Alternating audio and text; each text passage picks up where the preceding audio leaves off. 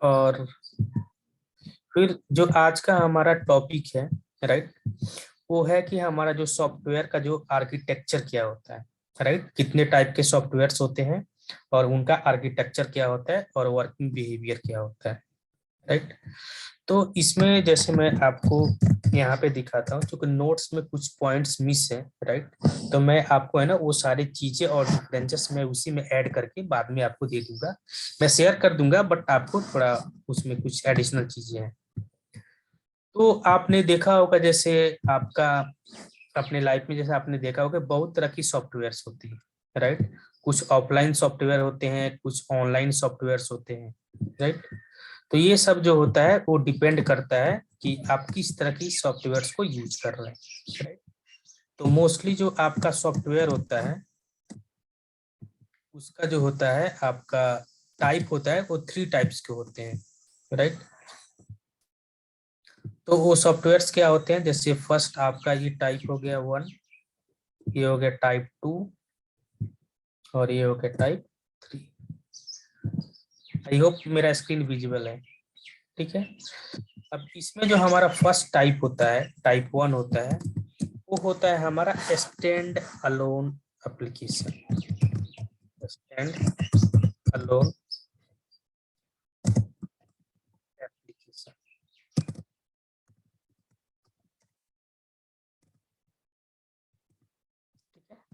Second जो होता है हमारा, सेकेंड टाइप जो होता है वो हमारा होता है क्लाइंट क्लाइंट सर्वर एप्लीकेशन। और थर्ड जो होता है वो आपका हो जाता है वेब एप्लीकेशन। अब आप इसमें ना केयरफुली आप इसको समझना, तभी मतलब जो है आपको एप्लीकेशन की टाइप पता चल जाएगी। और आप जब सॉफ्टवेयर जब जॉब में आप जाओगे तो उस समय लोग पूछते हैं कि आपका एक्सपीरियंस या आपका नॉलेज किस तरह की एप्लीकेशंस पे है, राइट। तो ये जो होता है आपको एक ओवरऑल जो आर्किटेक्चर समझने का है कि मतलब टोटल किस किस तरह के एप्लीकेशन जो है मार्केट में रन करते हैं, राइट। तो स्टैंड अलोन जो एप्लीकेशन होता है वो क्या होता है कि मतलब ये फुल्ली डिपेंडेंट होता है, मतलब ये ऑफलाइन एप्लीकेशन होते हैं, राइट।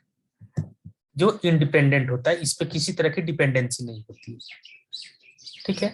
तो उस तरह की एप्लीकेशंस को हम क्या बोलते हैं, स्टैंड अलोन, राइट। ये नाम से ही पता चल रहा है स्टैंड अलोन, जो अकेले हो, राइट। मतलब कि इस पे जो होता है हम इसको ऑफलाइन एप्लीकेशन भी बोलते हैं या हम इसको स्टैंड अलोन एप्लीकेशन भी बोलते हैं, राइट।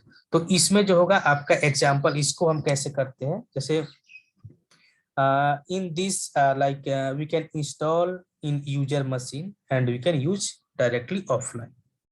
जैसे आपने देखा होगा एग्जांपल मैं ले लेता हूँ यहाँ पे, एग्जांपल में आपने देखा होगा एमएस ऑफिस या कोई MP3 प्लेयर हो गया, MP3 प्लेयर हो गया, राइट।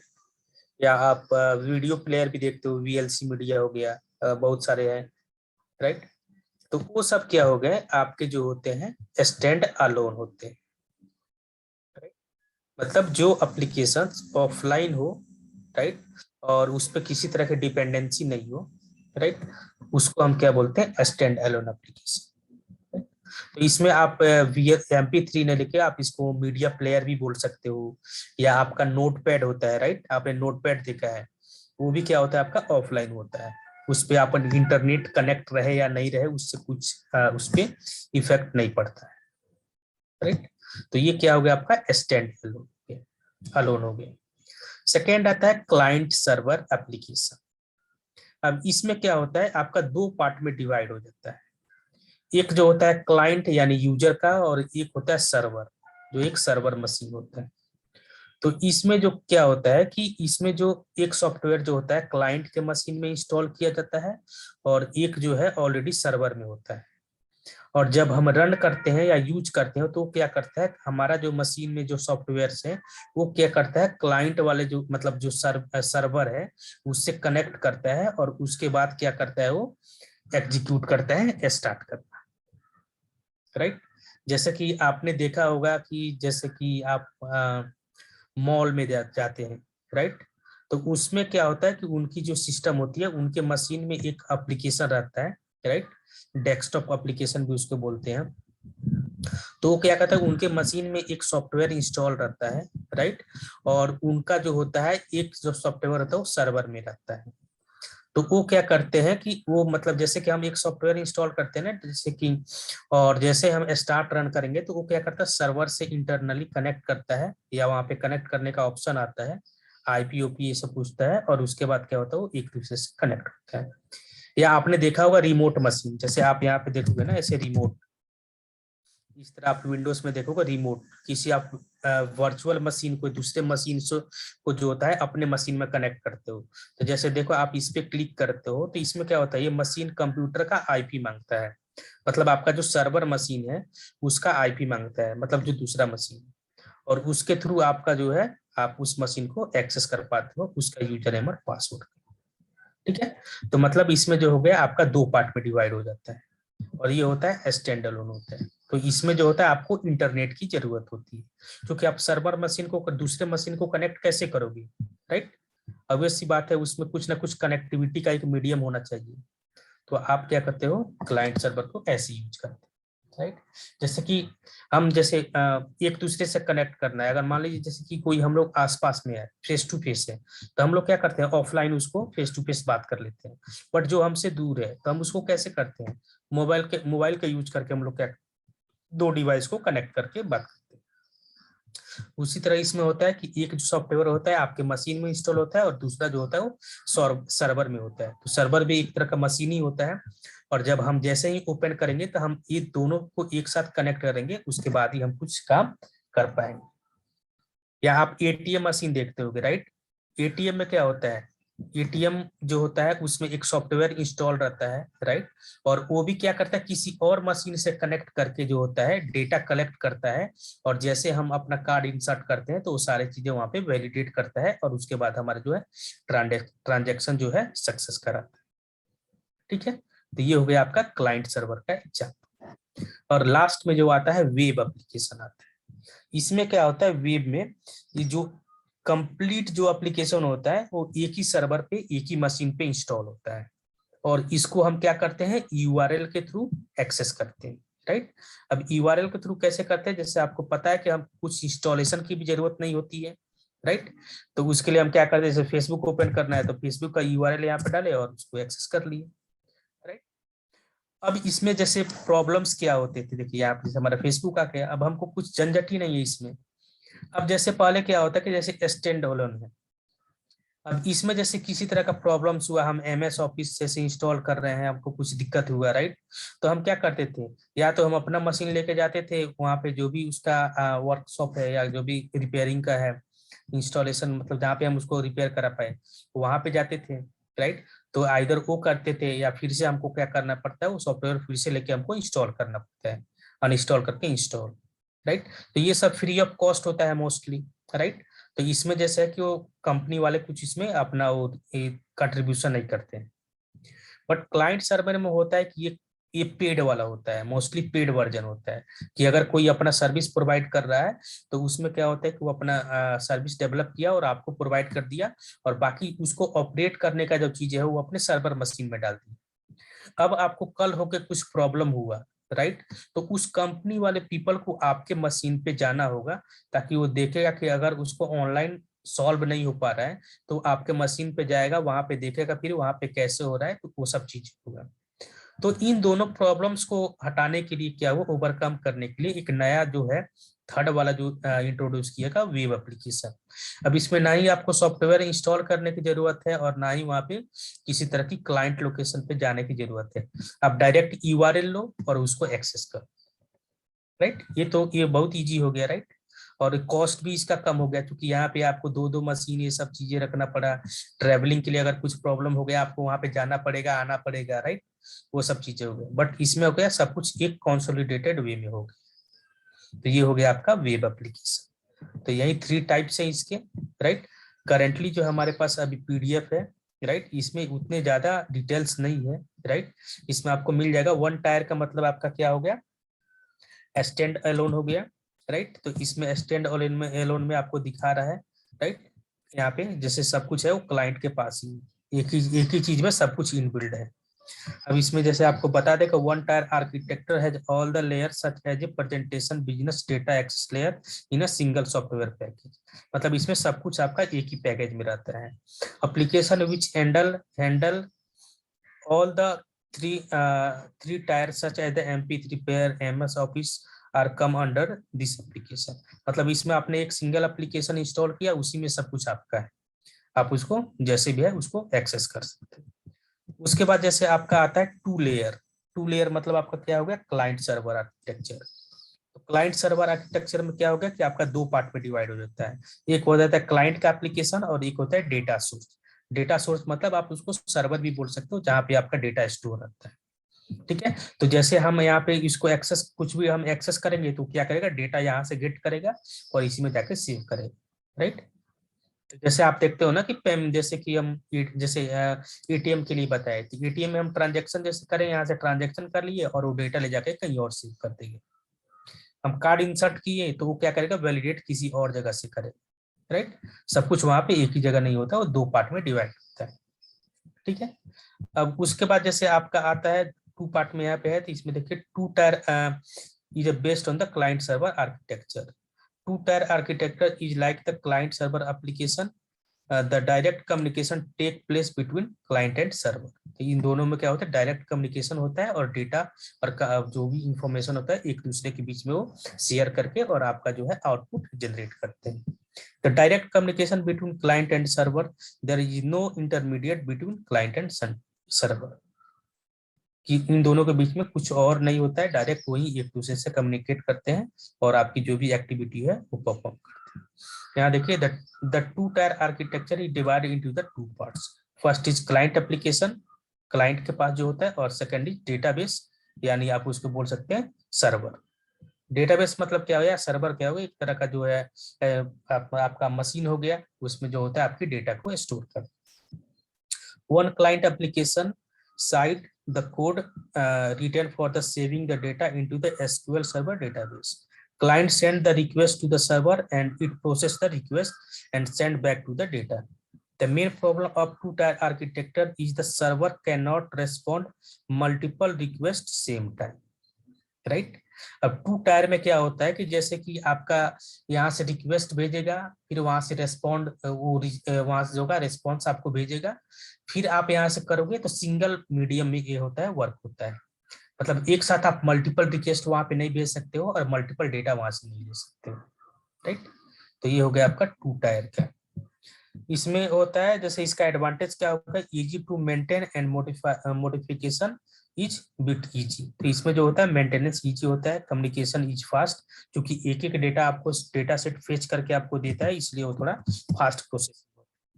डिसएडवांटेज क्या होगा, in two tier architecture application performance will be degrade upon the increasing the user. अब इसमें क्या होता है, अगर आप नंबर ऑफ यूजर बढ़ाएंगे तो आपका परफॉर्मेंस डाउन हो जाता है, बिकॉज आपका जो होता है उसका एक एक रिजल्ट वो आपको मतलब ये करता है। तो उसमें क्या हो जाएगा कि मतलब परफॉर्मेंस डाउन हो जाएगा, मतलब एक रिक्वेस्ट को आपको कंप्लीट करेगा तभी तो फिर वो दूसरे रिक्वेस्ट पिक करेगा, राइट।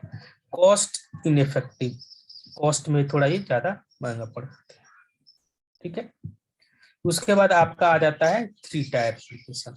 थ्री टायर में क्या होता है कि जैसे आपका एक क्लाइंट हो जाता है, एक उसका आपका एप्लीकेशन सर्वर हो जाता है और एक आपका डेटाबेस हो जाता है, ठीक है। तो इसमें क्या होता है, जैसे कि आपका डेटा स्टोर यहाँ पे रहता है, एप्लीकेशन यहाँ पे रहता है और यहाँ पे आप एक्सेस करते हो। तो इसमें क्या होता है कि आप मल्टीपल रिक्वेस्ट एक साथ भेज सकते हो और वो मल्टीपल डिटेल्स आपको एक साथ भेज सकता है।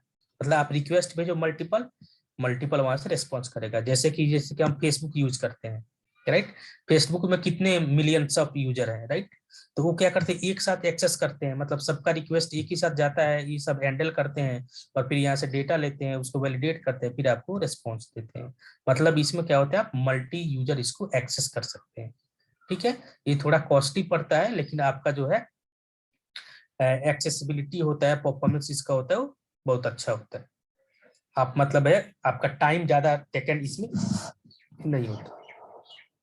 नहीं तो आप क्लाइंट सर्वर में देखो तो वहाँ पे क्या होता है, वन वे कम्युनिकेशन होता है, और यहाँ पे क्या हुआ, मल्टी यूजर्स एक साथ क्या कर सकते हैं, इसको एक्सेस कर सकते हैं। और इसमें आपको इंस्टॉलेशन की भी कोई झंझट नहीं है, आप डायरेक्ट यूआरएल हिट करो और उसको आप गेट करो और उसको यूज करो। राइट, क्लियर है? Doubt anyone? अक्षय, अश्विनी, हर्षदा, सतीश, सागर, श्वेता, सोनाली, किसी को भी कोई क्वेरी? ये आपके माइंड में रहना चाहिए, कहीं कहीं होता है इंटरव्यू में पूछ देते हैं आर्किटेक्चर किस तरह का होता है, तो आपको ये तीनों चीजें बताना पड़ेगा कि जैसे हमारे पास 3 तरह के आर्किटेक्चर होते हैं, तो आप इसको एक्सप्लेन कर सकते हैं। इसमें है, मैं आपको ये शेयर कर दूंगा, राइट, बट इसमें थोड़ा कुछ डेफिनेशन है, एक छोटे छोटे और डिफरेंसेस है, क्लाइंट सर्वर में क्या डिफरेंस होता है और आपका स्टैंड अलोन में उसका एडवांटेज और डिसएडवांटेज क्या होता है। ठीक है, तो मैं अभी तो इसको शेयर कर दूंगा, बट मैं बाद में इसको मॉडिफाई करके फिर से आपको दोबारा शेयर करूंगा। ठीक है, ताकि वो थोड़ा आपको ज्यादा एक्सप्लेन डेफिनेशन अलग से कुछ ऐसे लिखने की जरूरत नहीं पड़े। ठीक है, चलिए, तो अगर कुछ क्वेरी नहीं है इसमें तो हम लोग इसको क्लोज करते हैं, राइट, और जो है दूसरे टॉपिक को पिक करते हैं जो बहुत ही ज्यादा इम्पोर्टेंट है, मतलब हर एक इंटरव्यू में कहीं भी आपका टेस्टिंग स्टार्ट होता है तो यहीं से होता है, राइट। तो ये है, और टॉपिक का नेम क्या है, SDLC, software development life cycle, right. तो इसमें क्या होता है और इसका क्यों यूज होता है, इसके कितने फेजेस होते हैं, कितने मॉड्यूल्स होते हैं, राइट।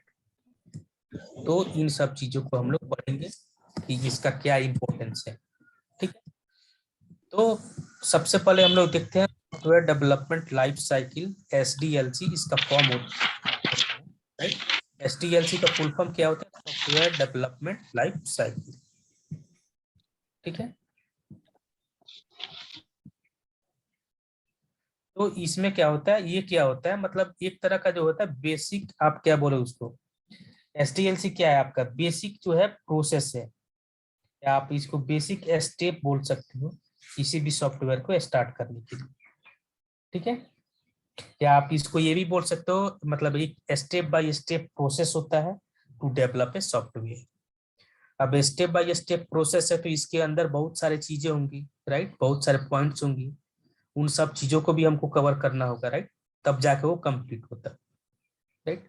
तो आप यही समझिए, SDLC क्या है, सॉफ्टवेयर डेवलपमेंट लाइफ साइकिल क्या है, एक स्टेप बाय स्टेप प्रोसेस है, ठीक है, जिसका यूज करके हम क्या करते हैं, सॉफ्टवेयर डेवलप होता है। अब सॉफ्टवेयर डेवलप होने का मतलब क्या हुआ, उसमें आपका क्या आता है, बहुत सारी चीज है, जैसे एक कंप्लीट बोले कि आपका सॉफ्टवेयर डेवलप हो गया, तो उसके बैकएंड में आप क्या समझोगे, उसके पीछे में क्या हुआ होगा, कोई बताएगा? कि आपको बोला जाए कि जैसे कि ये सॉफ्टवेयर आपका डेवलप हुआ, तो इसका मतलब क्या हुआ, वो तो सामने फ्रंट एंड में आपको दिखेगा ना सॉफ्टवेयर डेवलप हुआ, लेकिन उसके पीछे क्या क्या एक्टिविटी हुई होगी, किसी को भी एक हाई लेवल आइडिया? हम लोगों ने उसको कवर भी किया है बहुत बार अभी शुरू से।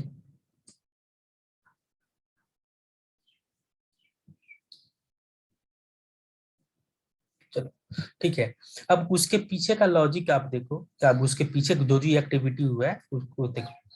तो जैसे कि हम बोले कि सॉफ्टवेयर हमारा एक डेवलप हुआ है और उसके पीछे क्या क्या एक्टिविटीज हुई है, तो आप ये बता सकते हो, उसके पहले जो होगा आपका रिक्वायरमेंट कलेक्ट किया गया होगा, उसके बाद उस पे जो होता है डिजाइनिंग किया गया होगा, उसके बाद उसका कोडिंग किया गया होगा, उसके बाद उसका टेस्टिंग किया हो गया गया होगा, राइट, और उसके बाद जो होगा उसका डिप्लॉयमेंट किया गया, तब आपको जो है फाइनल एक सॉफ्टवेयर मिला होगा या आपका सॉफ्टवेयर जो है डेवलप हुआ होगा, राइट।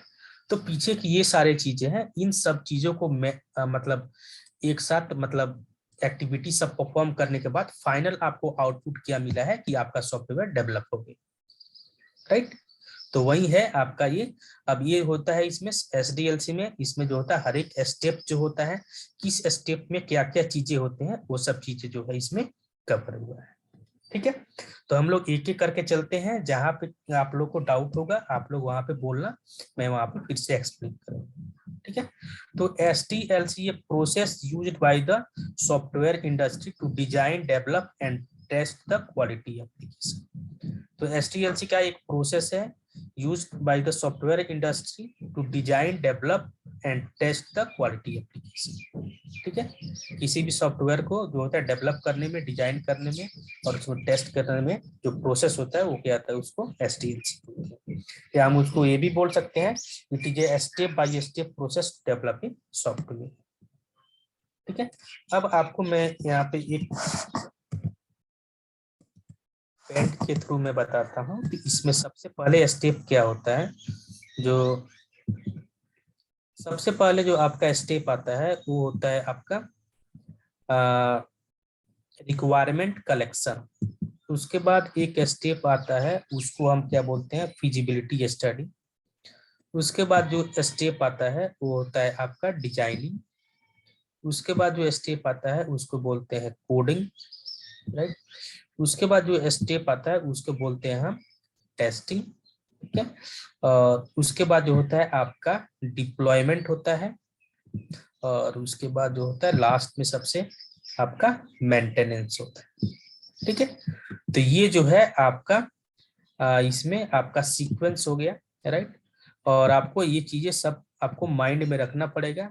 ठीक है, ये चीजें आपके केवल जो सीक्वेंस है ना आपके पास रहेगा ना, तो आप उसको इजीली एक्सप्लेन कर पाओ। केवल पॉइंट है, मतलब फर्स्ट पॉइंट में क्या होता है उसके बारे में बोल दो, उसके बाद क्या होता है उसके बारे में बोल दो।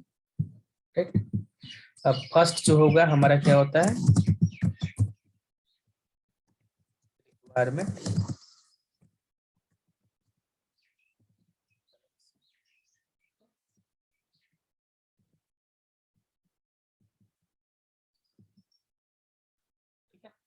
उसके बाद सेकेंड में जो होता है आपका क्या होता है, फिजिबिलिटी स्टडी। ठीक है, उसके बाद में जो आपका थर्ड फेज होता है उसमें क्या होता है आपका डिजाइनिंग। उसके बाद जो होता है आपका कोडिंग। उसके बाद जो होता है आपका टेस्टिंग। और लास्ट में जब आपका टेस्टिंग हो गया, कंप्लीट हो गया प्रोडक्ट, तो उसको क्या करते हैं हम, इंस्टॉल करते हैं, डिप्लॉय करते हैं। मतलब डिप्लॉयमेंट एक अच्छा स्टैंडर्ड वर्ड है, राइट। डिप्लॉयमेंट मतलब हम सर्वर पे उसको डाल देते हैं, और उसके बाद अगर किसी तरह कुछ प्रॉब्लम्स आता है तो उसका हम क्या होता है, मेंटेनेंस।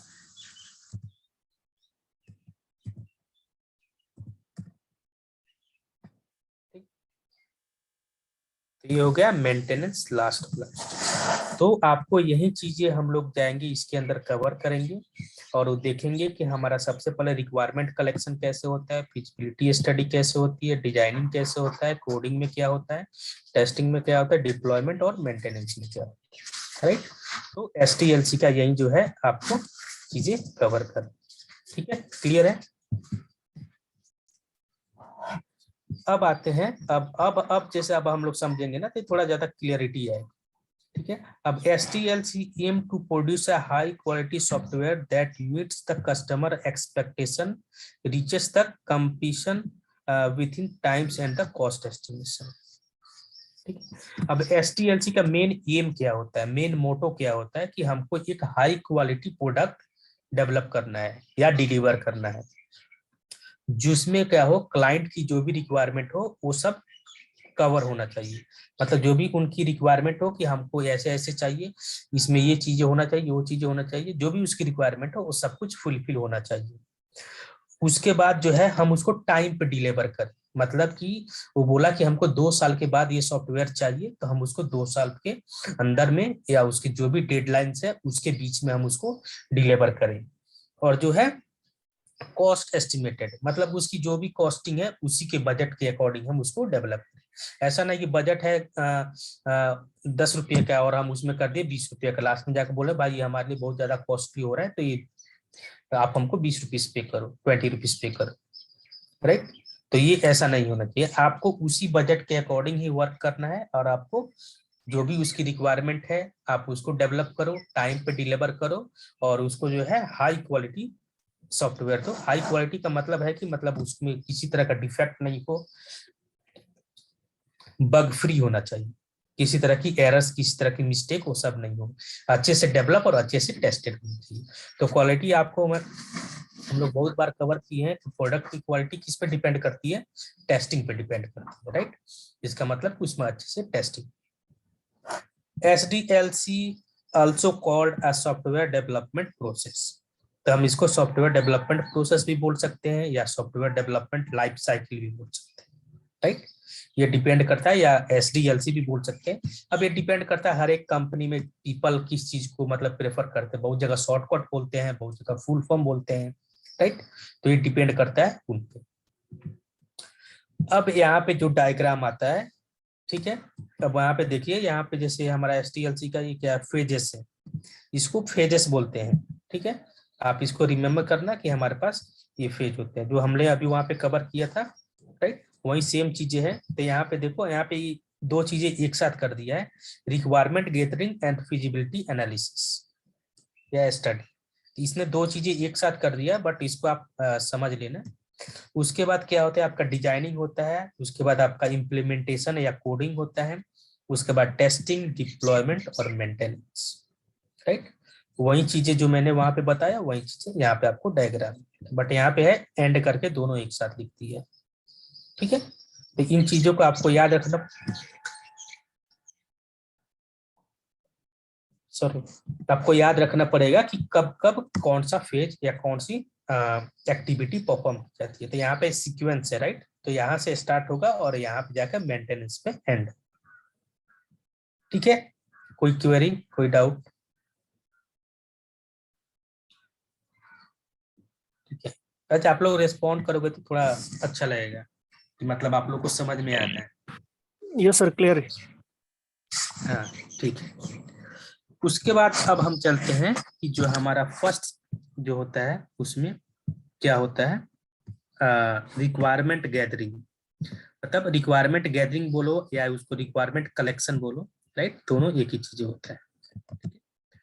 तो इसमें क्या होता है कि जैसे कि रिक्वायरमेंट जो भी होता है क्लाइंट का, क्लाइंट मतलब आप समझो कि जैसे जो जिसको जिसके लिए आप काम करोगे, राइट, उसी को क्लाइंट बोलते हैं।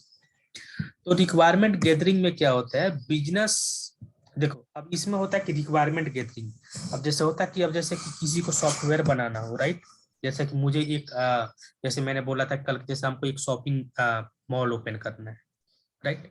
अब उसके लिए हमको क्या चाहिए, जैसे कि मैं अपना ऑनलाइन बिजनेस भी चाहता हूँ करने के लिए, राइट, तो मैं उसके लिए क्या करूंगा, एक सॉफ्टवेयर हमको रिक्वायर्ड होगा ऑनलाइन बिजनेस को करने के लिए।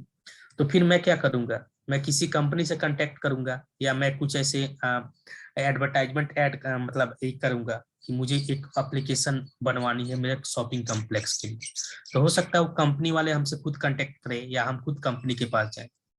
तो उसमें सबसे पहले क्या होगा, वो हमसे क्या बोलेंगे या मैं उनसे क्या बोलूंगा, मुझे एक सॉफ्टवेयर बनवानी है।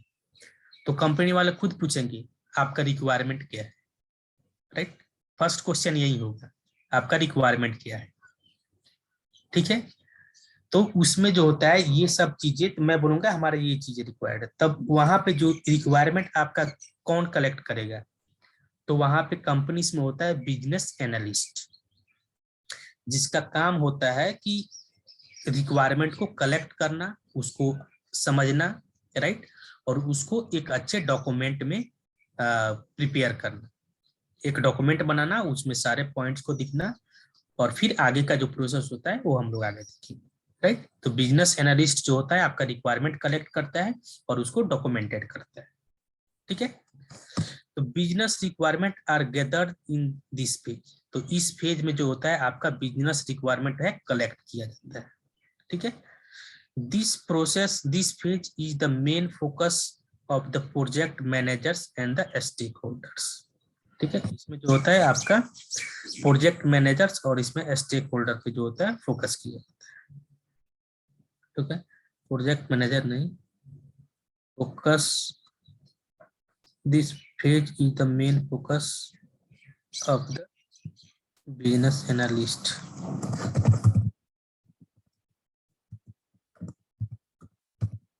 ठीक है। जो स्टैंडर्ड है हम लोग उसी को लेकर, मैनेजर का मतलब बहुत कुछ होता है, राइट, बहुत चीजों को हैंडल करते हैं, लेकिन बिजनेस एनालिस्ट का मतलब होता है आपका केवल वही चीजें को हैंडल करते हैं।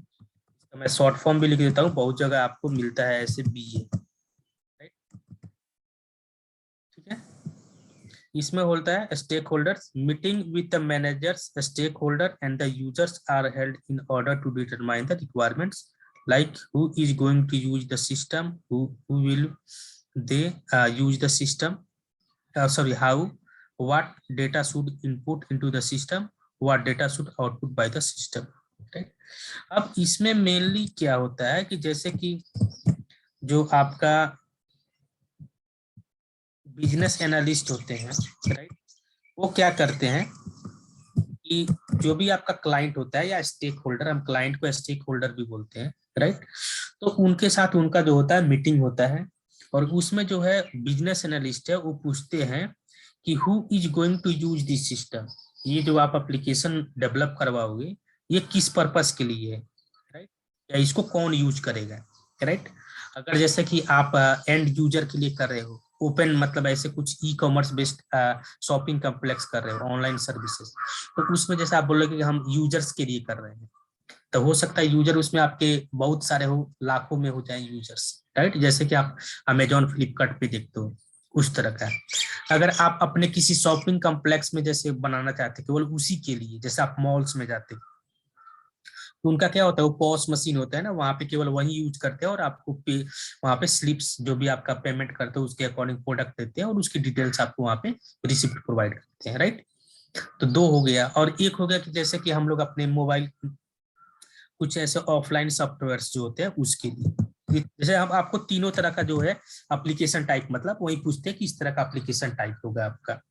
उसके बाद हो गया how will they use the system, अब उसको वो कैसे यूज करेंगे, इसका मतलब क्या हुआ कि वो आपका जैसे कि आपका मोबाइल में यूज करेंगे या आपका लैपटॉप के थ्रू यूज करेंगे, कंप्यूटर के थ्रू, राइट, तो आपको ये बताना है, राइट। उसमें टैबलेट भी होता है, उसमें आपका पॉस मशीन भी होता है, राइट, मतलब किस तरह से यूज आप कर चाहते हो गया।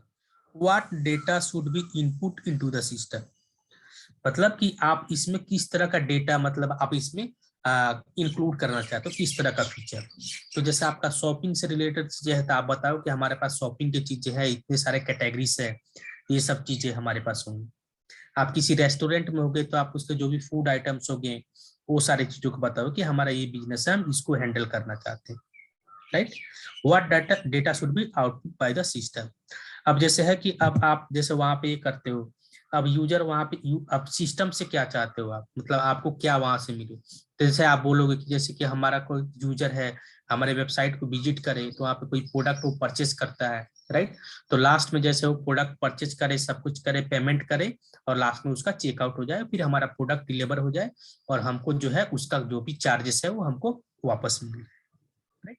मतलब एक सिस्टमेटिक वे में जो होता है आपकी जो भी बिजनेस होती है उसको पहले वो एक हाई लेवल में पूछते हैं आपका क्या चाहिए, और फिर उसके बाद जो होता है इन डिटेल्स में बोलते हैं कि अब देखिए जैसे सिस्टम जो है आपका कि हम गए वहां पे बोले कि हमको एक एप्लीकेशन डेवलप कराना है जिसमें क्या होगा कि हम मतलब केवल शॉपिंग का है, मतलब एक कॉम्प्लेक्स बना रहे हैं, ठीक है, शॉपिंग कॉम्प्लेक्स। तो इसमें जैसे है कि हमारा केवल मतलब शॉपिंग से रिलेटेड चीज होगा, क्लोथ्स होगा, इस तरह का जो होगा, राइट। उसमें भी हम जैसे ग्रोसरीज का भी सामान ऐड कर लेंगे, राइट, अलग अलग सेक्शंस होंगे उसमें, राइट। इन फ्यूचर में हमारा प्लानिंग है कि जब हमारे बिजनेस रन कर जाएगा तो ऊपर में हम रेस्टोरेंट भी ओपन कर लेंगे, राइट, इलेक्ट्रॉनिक्स आइटम भी ये सब रख लेंगे। तो ये उनका प्लानिंग हो गया। अब वो बोले कि जैसे अब यूजर है तो यूजर कैसे इसको मतलब ये कर सकता है, तो हम बोले कि यूजर इसको ऑनलाइन भी प्रोडक्ट ऑर्डर कर सकता है हमारा यहाँ से, यूजर यहाँ पे खुद विजिट करके भी ले सकता है, राइट, तो हमारे पास दोनों ऑप्शन है, ठीक है। उसके बाद बोला कि अगर ऑनलाइन आप करना चाहते हो तो फिर ऑनलाइन में आप किस तरह की फैसिलिटीज चाहिए, तो बोला कि अगर यूजर आजकल जनरली आपका मोबाइल यूज करते हैं तो मोबाइल भी के थ्रू भी इसको एक्सेस कर सकते हैं, कंप्यूटर के थ्रू भी एक्सेस करते हैं, टैबलेट यूज करते हैं टैब के थ्रू भी कर सकते हैं, और ये जो है आपका एंड्रॉयड और iOS दोनों में आपका सपोर्ट करना चाहिए, राइट। तो ये भी आपका रिक्वायरमेंट होगा, आप ये भी बता दो। उसका बोलो कि फिर जैसे कि इसमें प्रोसेस ये होना चाहिए कि हम प्रोडक्ट सब एक या फिर डिलीवरी हम फ्री डिलीवरी करेंगे, राइट, या चार्जेबल होगा, वो सब चीजें भी आपको बताना होगा। आपका रेडियस कितना होगा, हम कितने मीटर तक आपको डिलीवरी प्रोवाइड कर पाएंगे, राइट। वो सब चीजें जो है यहाँ पे देंगे। उसके बाद है कि जैसे ही यूजर पेमेंट किया वो हमारे अकाउंट में आना चाहिए, इस तरह जो आपका सिस्टम हो वहाँ पे आना चाहिए, या फिर हमारा कैश ऑन डिलीवरी है तो फिर हम यूजर वहाँ से भी अपना जो है डिलीवरी हुआ है वहाँ पे ऑर्डर ड्रॉप करके वहाँ से भी प्रोडक्ट आपका उसका जो भी पैसा हुआ कॉस्ट ले आएगा और प्रोडक्ट आपको हैंड ओवर कर देगा। और फाइनली जब हमारा कंप्लीट हो जाएगा तो हम एक सक्सेस मैसेज दिखाएंगे कि आपका प्रोडक्ट सक्सेसफुल डिलीवर हो गया और हमारा जो होगा वो प्रोसेस कंप्लीट हो जाएगा। राइट। तो ये जो भी प्रोसेस होता है, जो भी डील्स होती है वहां पे सिस्टमेटिक वे में सब कुछ वहां पे एक्सप्लेन किया जाता है रिक्वायरमेंट को। और जो बिजनेस जो एनालिस्ट होता है वो भी खुद आपको पूछता है वो सारी चीजें, बिकॉज ऐसा नहीं कि कस्टमर को सब कुछ पता है। अगर उसको पता रहता तो मतलब कुछ और ही मतलब केस हो जाता है। तो उसको सब कुछ पता नहीं होता है, तो वहाँ पे बिजनेस एनालिस्ट उसको सजेस्ट करते हैं कि ऐसे ऐसे होना चाहिए, अगर आपको अच्छा लगेगा तो आप इसको बोलो, हम उसको इंक्लूड करते हैं। तो इस प्रोसेस में जो होता है आपका रिक्वायरमेंट जो होता है कलेक्ट किया जाता है। ठीक है। तो रिक्वायरमेंट कलेक्ट करने का जो होता है यही प्रोसेस होता है। ठीक है। और इसमें these are the general questions that get the aware during the requirement gathering phase। तो इस तरह का जो क्वेश्चंस होता है वो जनरल क्वेश्चंस होता है जिसमें आपका जो होता है रिक्वायरमेंट गैदर करने के केस में यूज किया जाता है। The testing team follow the software testing life cycle and start the test planning phase after the requirement analysis is completed। Right? ये पॉइंट नहीं होगा यहाँ पे, हाँ ये रह सकता है एनालिसिस। ठीक है। मतलब इसमें बोल रहा है कि जैसे कि आपका रिक्वायरमेंट कंप्लीट हो गया तो उसके बाद जो होता है आपका टेस्टिंग टीम होती है वो क्या करती है, उस रिक्वायरमेंट को लेके एनालिसिस करती है कि इसमें किस तरह का सिनारियोस बन सकता है, पॉजिटिव नेगेटिव चीजें हम टेस्ट कैसे करेंगे। वो अपना एक अलग से स्ट्रेटेजी बनाते हैं। राइट।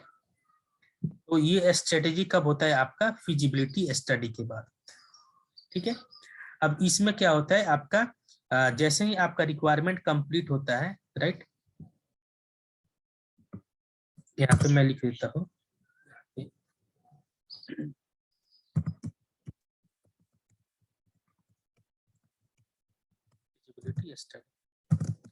है। इसमें क्या होता है आपकी जो है कंप्लीट टीम बैठती है। ठीक है। In this complete team, team मतलब आपका हो गया आपका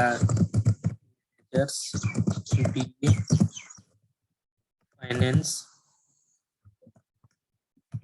management. Right.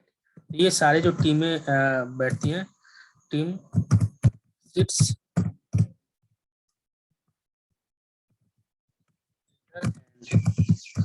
Decide project is doable और नॉट।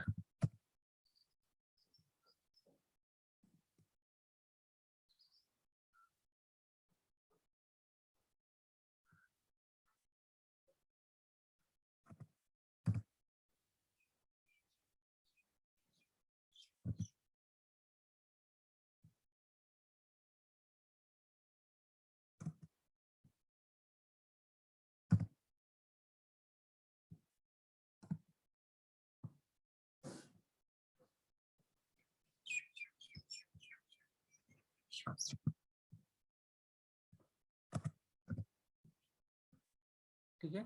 डूएबल और नॉट। ठीक है।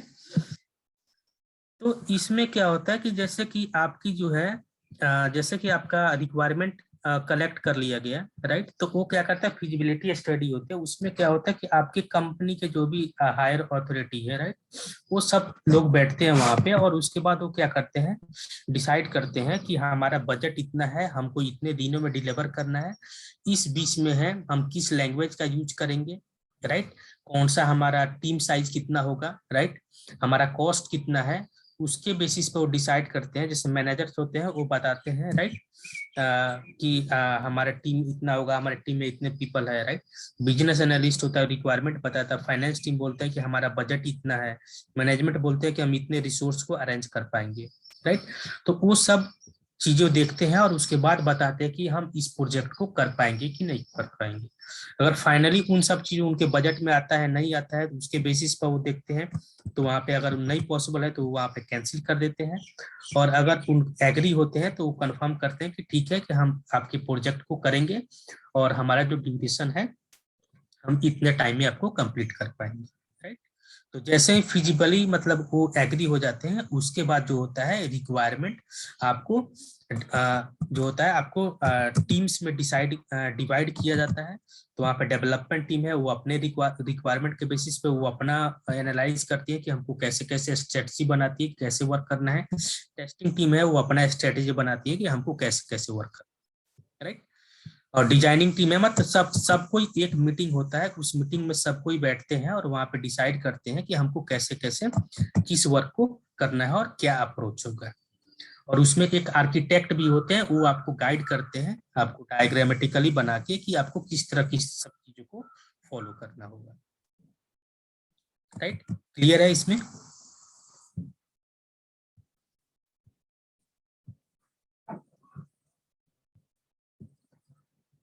रिक्वायरमेंट गैदरिंग और फिजिबिलिटी स्टडी क्लियर है? ठीक है।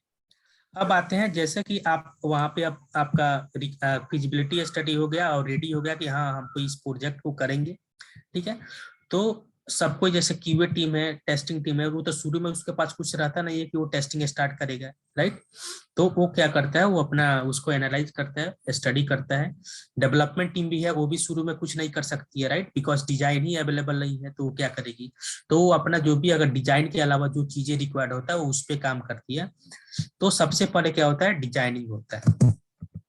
तो डिजाइनिंग कैसे होता है आपको जो होता है in this page the system and software design is prepared from the requirement specification which were studied in the first page.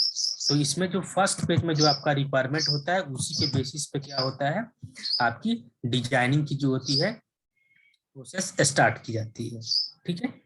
तो system design help in the specifying the hardware and the system requirement and also help in the defining the overall system architecture। तो उसके basis पे हम designing के basis पे क्या करते हैं हम वहाँ पे एक ओवरऑल आर्किटेक्चर डिजाइन करते हैं कि हमारा प्रोजेक्ट कैसे दिखना चाहिए उसका यूजर इंटरफेस किस तरह का दिखना चाहिए, राइट। अब यूजर इंटरफेस का मतलब क्या हुआ जैसे कि आप यहाँ पे जाते हो, राइट, और उसमें फ्रंट एंड में सब कुछ दिखता है कि हमारा लॉगिन पेज यहाँ पे होना चाहिए सर्च बटन यहाँ पे होना चाहिए हमारा जो प्रोडक्ट है वो यहाँ पे विजिबल होना चाहिए, राइट। तो वो क्या था उसी को हम यूजर इंटरफेस बोलते हैं या फ्रंट एंड बोलते हैं, ठीक है।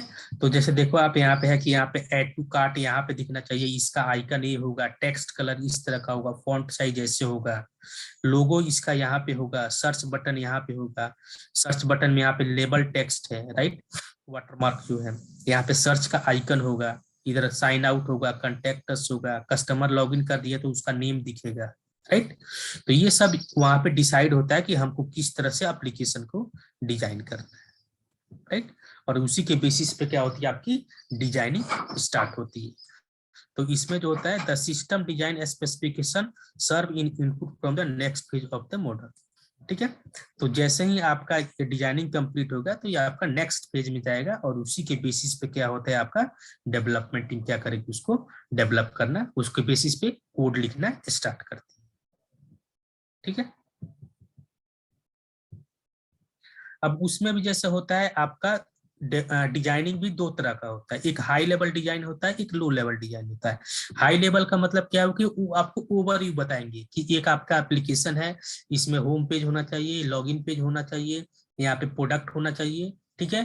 प्रोडक्ट में जैसे मेन सेक्शन हो गया वीमेन सेक्शन हो गया ये सब हो गया।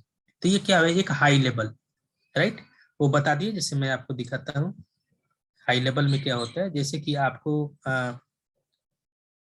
जैसे आपको बता दिया यहाँ पे कि जैसे कि ये आपका एप्लीकेशन है, राइट।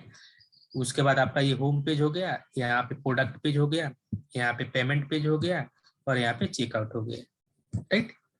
अब जैसे कि आप वहां पे गए जैसे कि आपका होम पेज हो गया और ये हो गया आपका पेज हो गया, ठीक है। यहाँ पे पेमेंट पेज हो गया और यहाँ पे आपका क्या हो गया,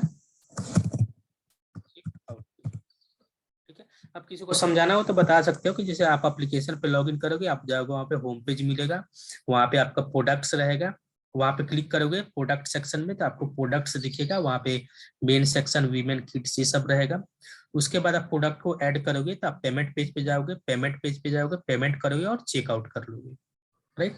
तो ये क्या होगा, आप एक हाई लेवल में बता रहे हो किसी को। अब इसमें जो ये हो गया आपका हाई लेवल डिजाइन, मतलब ये कि आपको ओवरऑल इस तरह का एक आर्किटेक्चर मिलता है, और इसी आर्किटेक्चर को हम लो लेवल में डिजाइन करते हैं, मतलब कि उसके अंदर और भी कौन सा सब मॉड्यूल्स या फीचर्स हैं, करेक्ट। तब होम पेज पे जाओगे तो होम पेज पे क्या करते हो, वो आपका दिखाते हैं कि आपका जो है कुछ नए प्रोडक्ट्स कौन सा है तो वो दिखाते हैं, आपका परफॉर्मेंस दिखाते हैं कि आपका लास्ट ऑर्डर क्या था, राइट। तो उससे रिलेटेड चीजें होम पेज पे दिखाते हैं। तब इसमें जब लो लेवल डिजाइन होगा तो उन सब चीजों को यहाँ पे क्या करेगा, वो कंसीडर करेगा। प्रोडक्ट्स में जाओगे तो प्रोडक्ट्स में भी जाएगा तो जैसे आपका ठीक है मेन सेक्शन हो जाएगा, मेन सेक्शन में आपका मल्टीपल कैटेगरीज आ जाएगा, राइट। जैसे आपका शर्ट आ जाएगा, आपका शूज आ जाएगा, राइट। उसके बाद आपका जैसे कि आपका पार्टी वियर आ गया, मल्टीपल चीजें होते हैं, राइट। वो सब चीजें आ जाएगा। उसके अंदर जैसे आपका आ गया वुमेन सेक्शन आ गया, वुमेन सेक्शन में भी उसका अलग अलग कैटेगरीज होगा। उसके बाद आ गया आपका किड्स सेक्शन आ गया, इसके भी अलग अलग होंगे। पेमेंट में आप जाओगे तो पेमेंट का भी आपका मल्टीपल ऑप्शंस रहता है। पेमेंट में जैसे आपका हो जाता है कार्ड पेमेंट हो जाएगा, आपका नेट बैंकिंग हो जाएगा, ठीक है, नेट बैंकिंग हो गया। उसके बाद आपका आ जाएगा COD आ जाएगा, कि ये बहुत ही ज्यादा पॉपुलर है, ठीक है। उसके बाद आपका आ जाएगा क्रेडिट कार्ड का आ जाएगा, क्रेडिट कार्ड आ जाएगा, राइट। तो इसमें जो है आपको इन डिटेल्स में मिल रहा है, मतलब लो लेवल मतलब आपको सब कुछ इन डिटेल्स में मिल रहा है, ठीक है।